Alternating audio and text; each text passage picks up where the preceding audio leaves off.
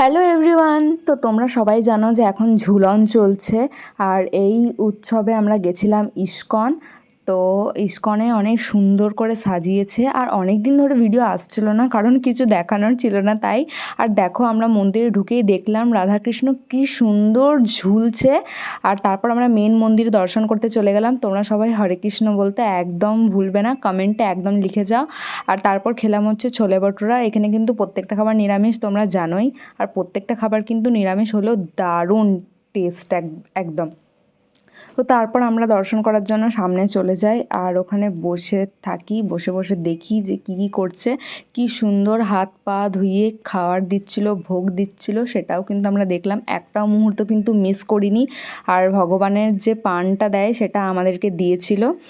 আর দেখো এখানে কি সুন্দরভাবে ওদেরকে সেবা করা হচ্ছে। পুরো ভিডিওটা নিতে পারিনি, বাট যেটুকু নিতে পেরেছি তোমাদেরকে দেখিয়েছি। আর লাস্টে না আমরা ভোগ খেয়ে বাড়ি চলে এসেছি। আমরা অনেক রাত পর্যন্ত ছিলাম। আর দেখো মাথায় ফুল, ওটা আমি ভিডিওটা অন করার সময় দেখতে পাচ্ছি। তো চলো টাটা।